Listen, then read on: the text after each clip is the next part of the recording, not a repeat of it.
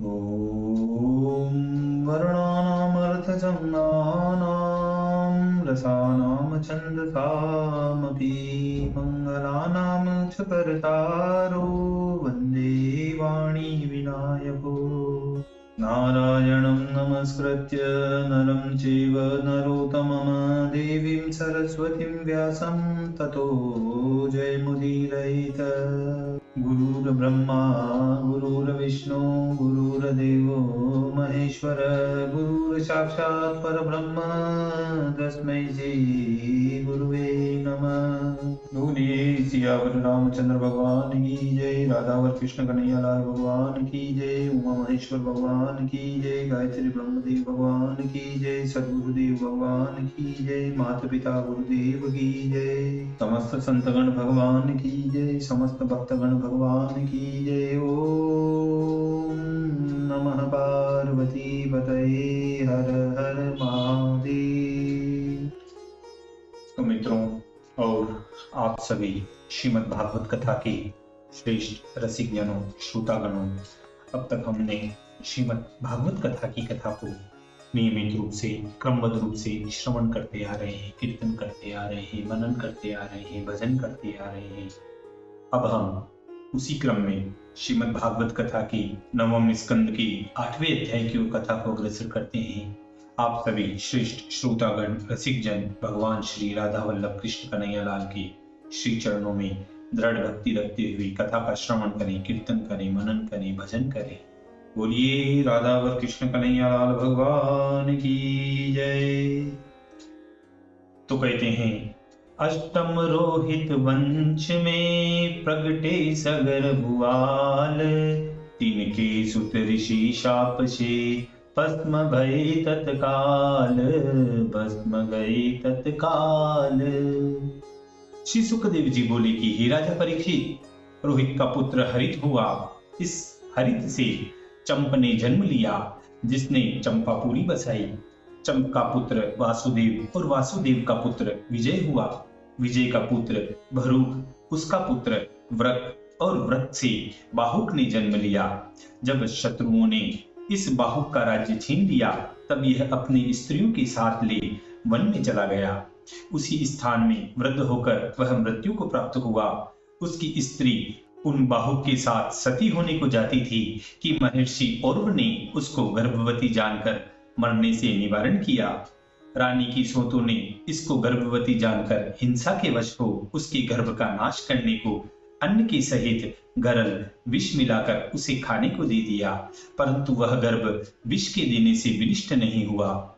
तब इस गरल के संग उत्पन्न होने से उस पुत्र का नाम सगर हुआ। हे महाराज परीक्षित, यह सगर बड़ा प्रतापी और चक्रवर्ती राजा हुआ।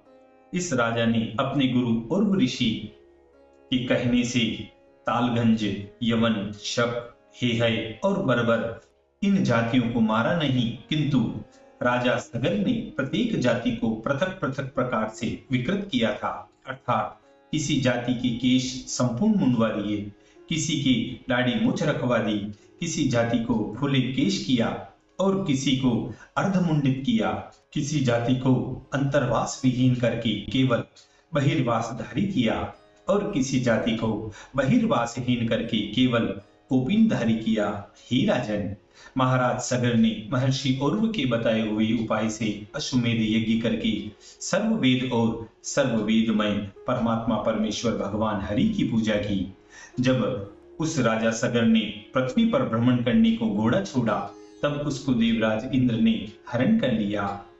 हे कुरु प्रवीर, सगर राजा की 2 स्त्री सुमति और केशिनी थी। राजा ने यज्ञ का घोड़ा ढूंढने के लिए सुमति के 60,000 पुत्रों को आज्ञा दी।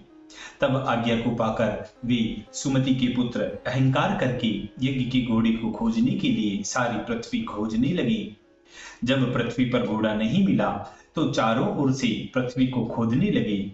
कुछ दिन पीछे यह सगर के पुत्र उत्तर पूर्व के कोने में जहां महर्षि कपिल देव जी का आश्रम था वहां पहुंच गए और वहां पर उस घोड़े को बंधा हुआ देख यह समझा कि इसने हमारे घोड़े को चुराया है, यही चोर है, देखो कि इसी आंख बंद कर ली है, इस दुराचारी पापी को अभी मार डालो। इस प्रकार से कहकर यह 60,000 सहोदर भाई अस्त्र शस्त्र उठाकर महात्मा कपिल देव जी को मारने दौड़े। भगवान कपिल जी उस समय समाधि में स्थिर थे। उन्होंने कोलाहल सुनकर समाधि त्याग दी और नेत्र खोले। हे राजन, देवराज इंद्र की माया से सगर के पुत्रों की बुद्धि नाश को प्राप्त हो गई थी, इसलिए वे महर्षि कपिल देव जी पर ऐसा अत्याचार करने को प्रस्तुत हुए। परंतु इस महाकुकार्य को करने के हेतु अति महान अग्नि जो कि महर्षि कपिल देव जी के शरीर से निकली थी, उससे यह सब 60,000 भाई सबके सब क्षण मात्र में भस्म हो गए। हे परीक्षित, कोई कोई यह भी कहते हैं कि कपिल देव जी की क्रोधाग्नि से सगर के पुत्र भस्म हुए। यह साधुवाद नहीं, क्योंकि भगवान कपिल देव जी शुद्ध सत्व मूर्ति हैं। उनका भी आत्मा जगत को पवित्र करने वाला है। आकाश में पार्थिव धूरी के समान उन कपिल देव जी में किस प्रकार से क्रोध रूपी तमोगुण का उदय हो सकता है। और जिन कपिल देव जी ने इस संसार में सांख्य शास्त्र की अति दृढ़ नौका चलाई है, जिस नौका पर चढ़कर मुमुक्षु लोग तुरंत मृत्यु के पथ रूप संसार के पार होते हैं, उन सर्वज्ञ सर्वात्मा रूप महामुनि में शत्रु मित्रादि भेद दृष्टि का होना किस प्रकार से संभव हो सकता है। सगर राजा के एक पुत्र का नाम असमंजस था। केवल अज्ञानी लोग ही इनको असमंजस कहते थे, परंतु वास्तव में यह समंजस ही थे जो केशिनी रानी के गर्भ से उत्पन्न हुए थे। उन असमंजस का पुत्र अंशुमान सदा अपने दादा के हितकारी कार्य करता था। हे राजन, यह असमंजस पहले जन्म में योगी था। संग करने के हेतु योग से भ्रष्ट हुआ, इसलिए अपनी जाति का स्मरण कर दूसरे जन्म में भी संग को छोड़ने को निंदनीय कार्य करने वाली जाति की भांति निंदनीय कर्म करता था। अर्थात लोगों को उद्वेग उत्पन्न कर लोक निंदित आचार और अपनी जाति के अर्थ विप्रिय कर्म करता हुआ खेल ही खेल में बालकों को सरयू के जल में डाल देता था, मार देता था। इस प्रकार के कर्म देखकर इनके पिता राजा सगर ने पुत्रपन का स्नेह छोड़कर इसे त्याग दिया था। तब इसने अपने योग के प्रभाव से मृतक बालकों को फिर जिलाकर सबको दिखाया और फिर उस पुरी से निकलकर चले गए। ही राजन, अयोध्यावासी प्रजा के लोग असमंजस के मारे हुए अपने अपने बालकों को सजीव देखकर महाविस्मित हुए और राजा सगर ने फिर असमंजस के लिए महासंताप किया। श्री सुखदेव जी राजा परीक्षित से कहने लगे कि हे गुरुकुल भूषण, अब इधर की कथा सुनिए कि जब सुमति के सब पुत्र मारे गए, तब राजा सगर ने यज्ञ के घोड़े को खोजने के लिए असमंजस के पुत्र अंशुमान को भेज दिया। तब अंशुमान उसी मार्ग से चले जो कि उनके चाचा लोगों ने खोद कर बनाया था, और फिर बहुत दूर जाकर भस्म के ढेर के समीप ही घोड़े को बंधा हुआ देखा। हे राजन, उस स्थान में कपिल मुनि साक्षात भगवान रूप होकर बैठे थे। उनको बैठा हुआ देखकर महात्मा अंशुमान सावधान चित्त से हाथ जोड़कर उन भगवान की स्तुति करने लगा। हे देव, जो ब्रह्मा जन्म से रहित हैं, उन्होंने भी अब तक आत्मा से परे जो परमेश्वर आप हैं, आपको समाधि लगाकर भी नहीं देख पाया। न वे युक्ति से आपको जान सकें, फिर दूसरे अवार्चिन पुरुष आपको कैसे देख सकते हैं। ब्रह्मा जी के मन, शरीर और बुद्धि से जो विविध देव, तिर्यक, नर आदि की सृष्टि होती है, वे लोग उसमें ही उत्पन्न हुए हैं, और फिर उस पर हम उनसे भी मूर्ख हैं, इसलिए हमको आपके दर्शन पाने की कुछ भी संभावना नहीं है। हे देव, जो पुरुष देहधारी हैं, यद्यपि आप उनकी आत्मा में भली भांति विराजमान रहते हैं, तो भी आपको वे नहीं जानते, गुणों को देखते हैं, अथवा गुण भी उनको दिखाई नहीं देते, केवल तम को ही देखते हैं, क्योंकि उनमें त्रिगुणात्मिका बुद्धि ही प्रधान है, अर्थात वह बुद्धि के वश हैं। इसलिए जागृत और स्वप्न अवस्था में विषय देखते हैं और सुषुप्ति अवस्था में केवल तम ही देखते हैं। आप निर्गुण हैं, इससे आपको किसी अवस्था में नहीं देख पाते, क्योंकि उनका चित्त आपकी माया से मोहित हो रहा है। हे प्रभु, आप ज्ञान घन स्वभाव अर्थात शुद्ध सत्व मूर्ति हैं, इसलिए जिन पुरुषों के माया गुण निमित्त भेद विध्वंस को प्राप्त हो गए हैं, ऐसे सनक सनंदनादि मुनिजनों के भी आप विचारने योग्य हैं। मैं मूढ़ विचार करके भी किस प्रकार आपको जान सकता हूँ। फलतः आप ज्ञान घन स्वरूप हैं, इसलिए ज्ञान गम्य नहीं है। यद्यपि आप विचार के विषय हो तो भी मैं माया के गुणों में लिपटा हुआ हूँ, इससे विचार करने को समर्थ नहीं हूँ। हे प्रशांत, माया के गुण से ही आपके विश्व सृष्ट आदि कर्म करते हैं।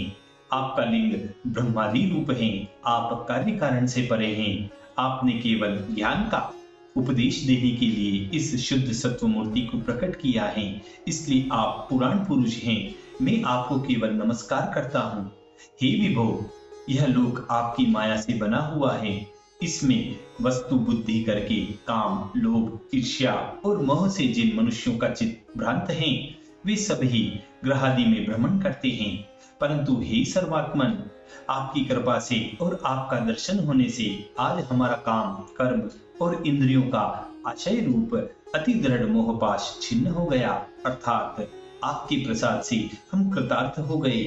श्री सुखदेव जी राजा परीक्षित से बोले कि हे महाराज परीक्षित, जब इस प्रकार से स्तुति करके कपिल देव जी का प्रभाव गया, तब वे कपिल देव भगवान अनुग्रह कर सगर पुत्र अंशुमान से यह वचन कहने लगी। श्री भगवान कपिल देव जी बोले कि हे वत्स, अपने दादा के यज्ञ पशु इस घोड़े को ले जाओ। जब अश्व पाकर भी अंशुमान आकांक्षा के साथ खड़े रहे, तब महर्षि कपिल देव जी इनके मन का अभिप्राय जानकर बोले, तुम्हारे चाचा लोग जो कि भस्म हो गए हैं, गंगा जल पाने के योग्य हैं, अन्य जल से इनकी गति नहीं हो सकती है। यह सुनकर अंशुमान ने मुनि को सिर झुकाकर प्रणाम किया और उनकी परिक्रमा करके यज्ञ का घोड़ा लेकर राजा सगर के पास आया। सगर राजा ने उस घोड़े को पाकर यज्ञ का शेष कार्य समाप्त किया। फिर राजा सगर निष्प्रह हो गए और अंशुमान के हाथ में राज्य का भार सौंपकर बंधनों से छूट और मुनि के बताए हुए योग मार्ग में जाकर उत्तम गति को प्राप्त हुए। इसी प्रकार श्रीमद् भागवत कथा के 9वें स्कंद के 8वां अध्याय 8वें अध्याय की पूर्णता व समाप्ति होती है। बोलिए श्री कृष्ण कन्हैया लाल भगवान की।